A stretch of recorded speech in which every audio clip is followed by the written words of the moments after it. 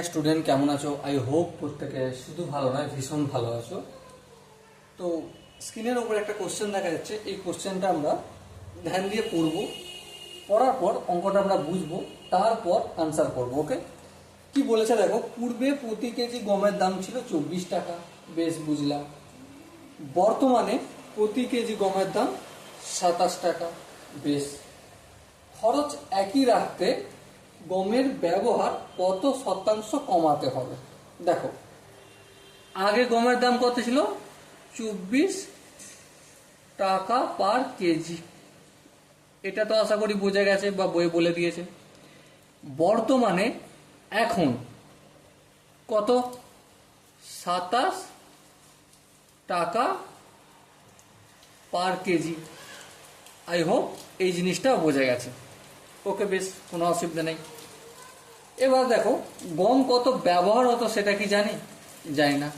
আমি ধরে নিচ্ছি গম ব্যবহার হতো, গম ব্যবহার হতো এক্স কেজি। ওকে, বেশ, কোনো অসুবিধা নেই। তাহলে দেখো, 1 কেজি গমের দাম আগে কত ছিল? 24 টাকা ছিল। তাহলে এক্স কেজি গমের দাম আগে কত ছিল? 24 এক্স টাকা। হ্যাঁ, বোঝা গেল। কিন্তু গমের দাম বেড়েছে? হ্যাঁ, বেড়েছে। তাহলে বর্তমানে 1 কেজি গমের দাম কত? 27 টাকা। তাহলে বর্তমানে এক্স কেজি গমের দাম কত? অবভিয়াসলি 27 ইন্টু এক্স টাকা। এখানটা আশা করি প্রত্যেকে বোঝা গেছে। তাহলে এবার যদি ধ্যান দিয়ে লক্ষ্য করো, কি লক্ষ্য করো? যে আমি আগে যে 24 এক্স টাকাটা খরচ করতাম না, সেটাই কিন্তু আমি খরচ করব। আমি কিন্তু এই 27 এক্স কেজি টাকাটা খরচ করব না। তাহলে এটাকে আমি ঘুরিয়ে লিখতে পারি। এই যে ভাষাটা এখানটা রয়েছে, এটা আমি ঘুরিয়ে লিখব কি? 27 এক্স টাকা খরচ হয় বর্তমানে এক্স কেজি গম ক্রয় করতে। ওকে, 1 টাকা খরচ হয় কত?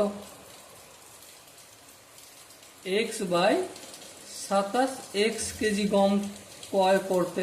ওকে, কিন্তু আমি খরচটা তো ফিক্স রাখবো। আগে কত খরচ হতো? 24 এক্স। তাহলে এখানে এই 24 এক্স টাকা খরচ হয় x by 27 x into 24 x KG গম ক্রয় করতে। এই এক্স ক্যান্সেল হলো। ওকে, তাহলে কি এসে দাঁড়ালো? দাঁড়ালো হচ্ছে 24 এক্স বাই 27। হ্যাঁ, ঠিক। এটি যদি কাটাকাটি করি, 3 আসতে 24, 3 9 27, তাহলে 8 এক্স বাই 9 কেজি। আগে কত গম, তাহলে আগে কত গম ব্যবহার করা হতো? X KG. হ্যাঁ, ঠিক। বর্তমানে কত গম ব্যবহার করা হচ্ছে? 8 এক্স বাই 9 কেজি।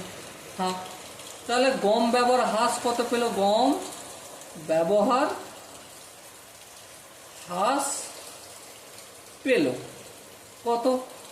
অবভিয়াসলি আগে ছিল এক্স, এখন কমছে, মানে বিয়োগ করছি, তাহলে এত কেজি। এটা যদি আমি একটু ভগ্নাংশে যোগ বিয়োগ করি, 1 আর 9 লসাগু হচ্ছে 9, 9কে এক্স দিয়ে গুণ করলে 9x minus 8x equal to x by 9 কেজি। ওকে, তাহলে এক্স বাই 9 কেজি এখন হ্রাস পেয়েছে। তাহলে দেখো, এটা যদি হ্রাস পায়, পার্সেন্টেজে যদি দেখাই, প্রথমে কি লিখবো? উপরে এক্স বাই 9 লিখবো। হ্যাঁ, এতটা হ্রাস পাচ্ছে। নিচে কি লিখবো? নিচে যার সাথে তুলনা করা হচ্ছে এক্সের সাথে, কারণ এক্সের থেকেই তো কমছে। হ্যাঁ, এবার এটা ভগ্নাংশ হলো, এটাকে যদি আমি পার্সেন্টেজে নিয়ে যাই, ইন্টু 100, আর এই পার্সেন্টেজ চিহ্ন। ওকে, আশা করি এই জায়গাটা বুঝতে পারা গেছে। এবার দেখো, এক্স বাই 9, এটা ভাগ চিহ্ন, এটা গুণ চিহ্ন করলাম, আর এখানে যে এক্স আছে, এক্স মানে এক্স বাই 1, এটা কি করে দেবো, উল্টে দেবো, 1/x ইন্টু 100 এই পার্সেন্টেজ, এই এক্স ক্যান্সেল আউট হবে, তাহলে কি পেলাম আমরা 100/9 100/9 মানে দেখো তো 9×9 9×11, হ্যাঁ 11/1/9 হ্রাস করতে হবে। কত হ্রাস করতে হবে? 11/1/9%।